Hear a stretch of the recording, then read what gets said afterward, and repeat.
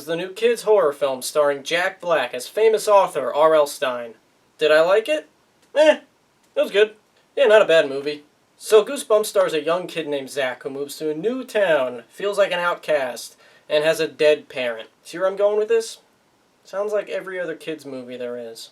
Well, maybe not every other kids movie, every other live-action kids movie that tries to incorporate like some sentimental value in it. Anyway, Zach moves to a new town with his mom. Goes to a new school, meets some new friends, and still feels like an awkward outcast. One day he meets his neighbor, who is some girl around his age, and they start flirting and hit off, well, normal kids movie romance. And then he meets her dad, who is a very strange individual.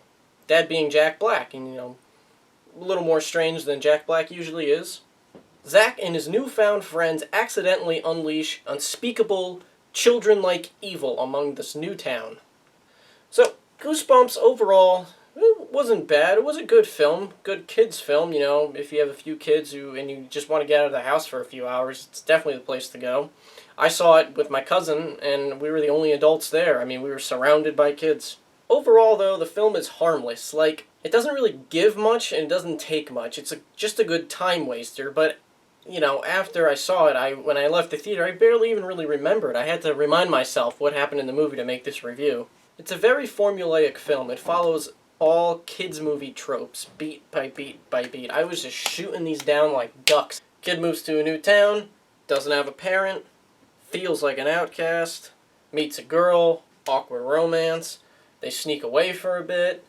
He meets an awkward comic relief friend who's that kid with big teeth from Super 8. They do something they're not supposed to, and then they gotta save the town. Actually, you know what? This film was like mini Super 8 in a way. As the movie goes along, you find out that Jack Black, who's the star of the film, the biggest draw, is playing author R.L. Stine, who R.L. Stine in real life is the author of Goosebumps, a very, very widely popular children's horror book. I love Goosebumps. I used to read them all the time as a kid, and they really scared the crap out of me. They're damn good books, and they really hold up well.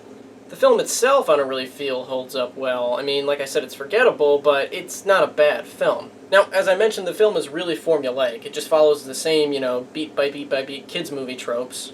And the pacing is just all over the place. Once this movie gets going, once these kids unleash these Goosebumps monsters, oh my god, the movie does not let up. And it actually gets a little tiring. It's like a car ride that just does not end. You just want to get up because you have to go pee, but you're just surrounded by kids.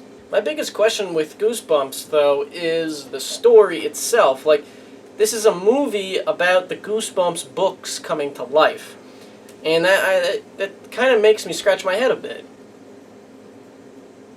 Because other famous authors who have had films made out of their books, they're usually either like Stephen King, a single solid story from one of his books made into a movie, like The Shining or Rose Red or any other movie you see on daytime TV. Or they're kind of like an anthology film, like the Twilight Zone film, which was a movie of short Twilight Zone stories. I thought Goosebumps would be the same thing. You take 4 of the best Goosebumps stories and make an anthology film out of that.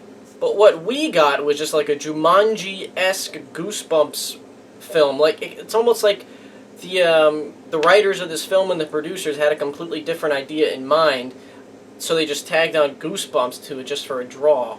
In a nutshell, Zach and his friends unleash all of the tried-and-true Goosebumps monsters from their books, like the manuscripts containing each Goosebumps story that R.L. Stine, Jack Black, has in his house have the souls of these monsters in them that they accidentally unleash, and they wreak havoc on the town, and then it's only up to Zach, Jack Black, the girl, and the kid with big teeth to save the day.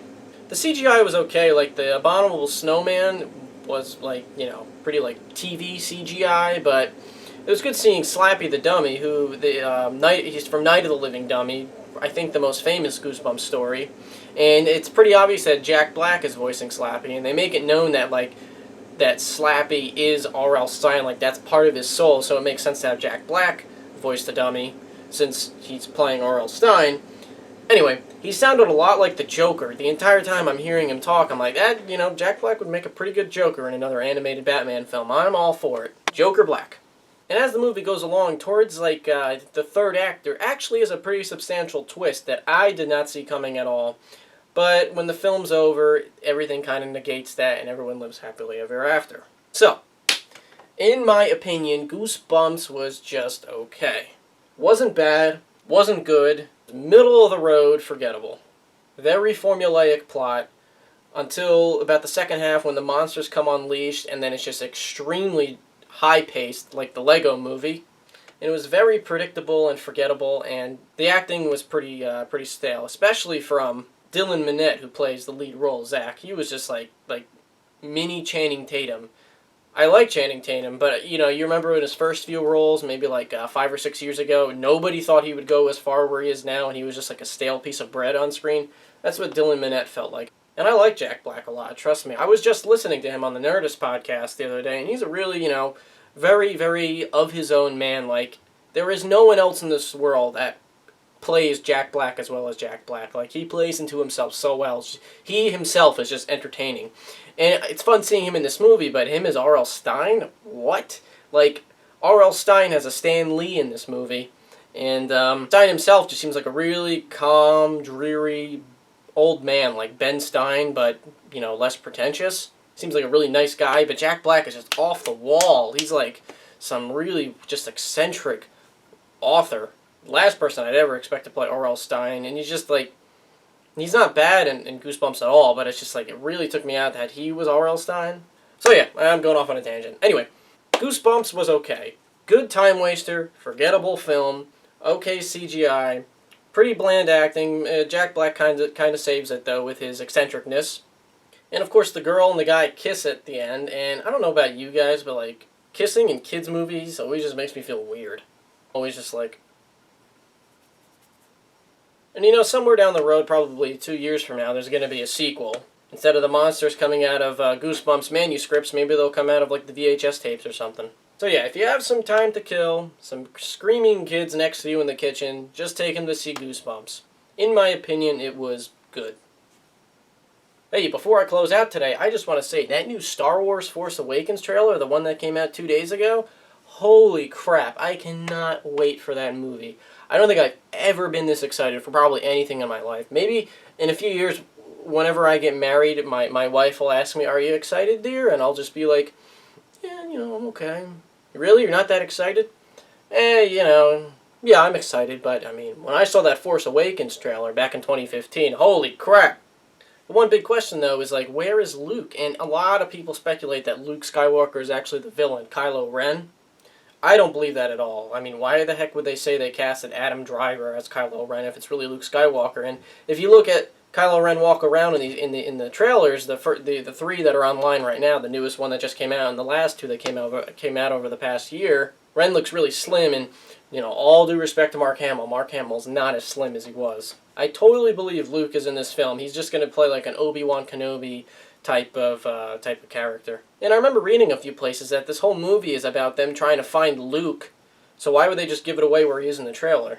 I could be totally wrong, though. Either way, I'm excited, and I cannot wait for Force Awakens. No, I haven't pre-ordered my tickets yet. I'm still waiting to figure out which theater to go to, up here in North Jersey or down in South Jersey where a few of my friends are, but once we square that away, I will buy my ticket faster than my heart can beat.